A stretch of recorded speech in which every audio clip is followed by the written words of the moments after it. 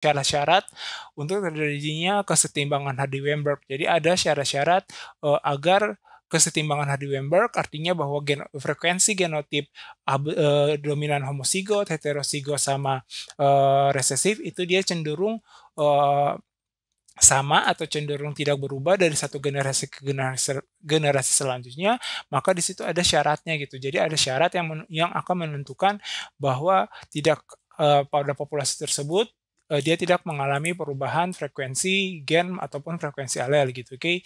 Nah, apabila syarat-syarat kesetimbangan Hardy-Weinberg itu yang pertama bahwa populasi itu harus besar, oke. Populasi itu besar.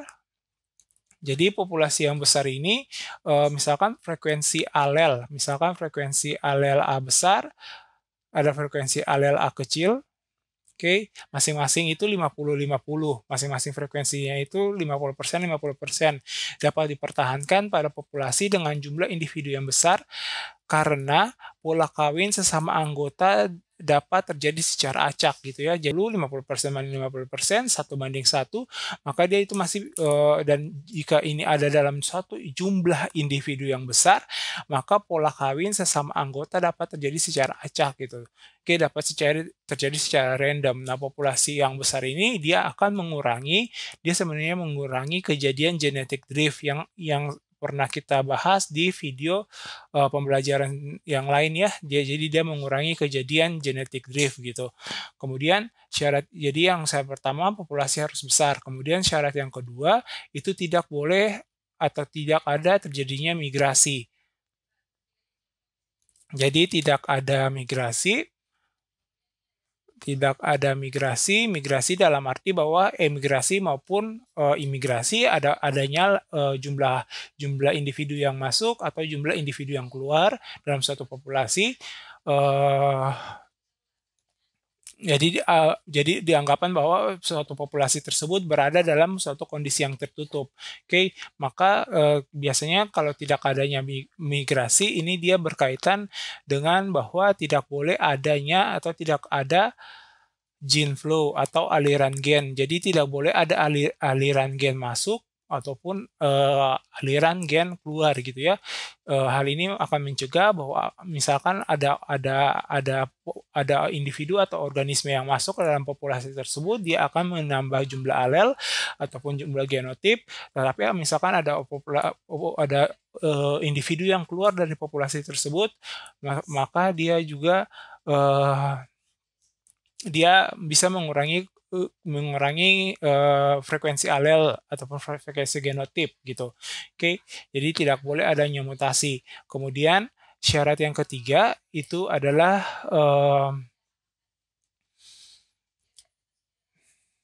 tidak terjadinya seleksi alam. Oke, tidak terjadinya seleksi alam artinya bahwa populasi ini dia memang ya tidak terjadinya seleksi alam.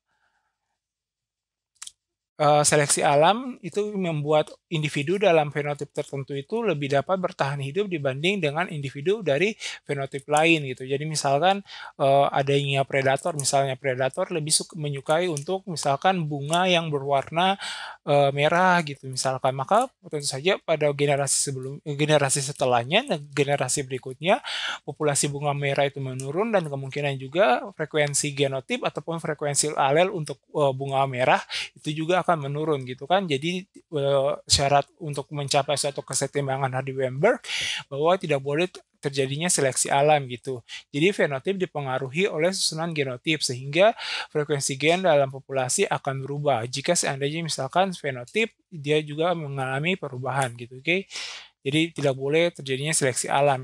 Jadi tidak boleh adanya tekanan dari predator ataupun misalkan kejadian peristiwa bencana alam dan lain sebagainya gitu yang berperan sebagai faktor seleksi gitu.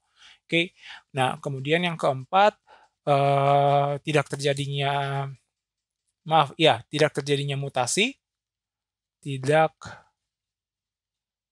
terjadi mutasi. Jadi kalau tidak terjadinya mutasi artinya bahwa mutasi itu kan dia dapat menyebabkan perubahan suatu frekuensi alel gitu kan. Misalkan di situ, alel A besar untuk warna merah, jadi misalkan alel A besar itu untuk warna merah, oke. Nah, kemudian alel A kecil itu untuk warna putih gitu misalkan. Nah, tetapi misalkan alel A besar ini mengalami mutasi sebagian, misalkan lah dari alel A besar ini dia mengalami mutasi, bisa aja gitu kan, yang mengalami mutasi itu berwarna putih sehingga, nanti pada generasi selanjutnya, populasi atau jumlah individu yang berwarna putih itu akan bertambah atau mungkin alel warna merah yang mengalami mutasi dia menjadi warna lain itu misalnya merah merah bata atau mungkin berwarna ungu gitu misalkan. Nah, dia tentu saja akan memunculkan, alel yang lain atau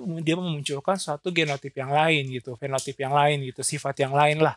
Oke, jadi tidak boleh terjadinya mutasi karena mutasi dia dapat mengganggu frekuensi alel dalam suatu gene pool atau kolam gen. Oke, kemudian yang ketiga itu harus terjadinya perkawinan secara acak. Jadi terjadi perkawinan acak. Jadi tidak boleh perkawinan pilih ya. Perkawinan acak, random mating, yang dimana tujuan dari perkawinan acak ini yaitu agar pemilihan alel tidak dilakukan secara sengaja. Jadi setiap individu dalam populasi mempunyai kesempatan yang sama. Jadi setiap individu itu misalkan dalam suatu populasi atau satu gene pool itu dia mempunyai kesempatan yang sama. Setiap alel itu memiliki kesempatan yang sama untuk kawin atau berpasangan secara bebas dengan lawan ataupun sesama jenis